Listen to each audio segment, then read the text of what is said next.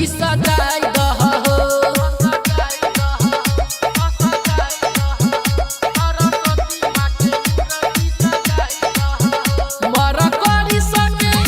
Mercury संगे लारी लगाई दहो सरस्वती माँ के मूर्ति सजाई दहो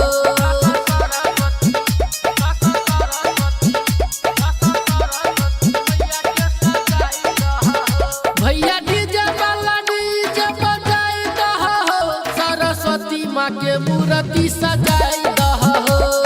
ध्यान देवे तमाम श्रोतागण से आग्रह है सरस्वती माँ के मूर्ति सजावे के कार्यक्रम शुरू है अपने सब आदमी को सजावे में भाग लियो।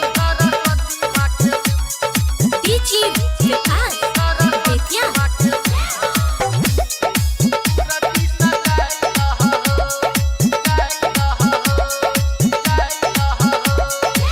हमहू देव तोरा जेबी में रुपैया देखो आशीष तोरा सरस्वती मैया। हमहू देव तोरा जेबी में रुपैया देखो आशीष तोरा सरस्वती मैया। हो भैया पूरा फील्ड में टेंट लगाई दहो सरस्वती माँ के मूर्ति सजाई दहो।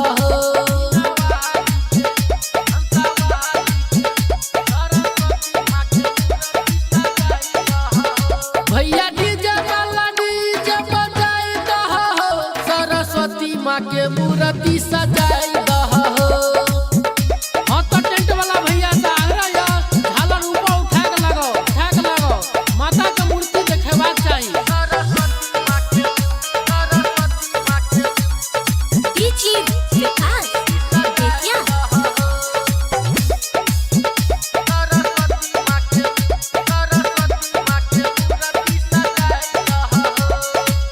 लगते सोहावन नीक गाना जब बजते सरस्वती माँ के आगू दियरी जब जलाते। लगते सोहावन नीक गाना जब बजते सरस्वती माँ के आगू दियरी सब जलाते। सुनै छा प्रेमी राहुल के गाना बजाई दहो सरस्वती माँ के मूर्ति सजाई दहो।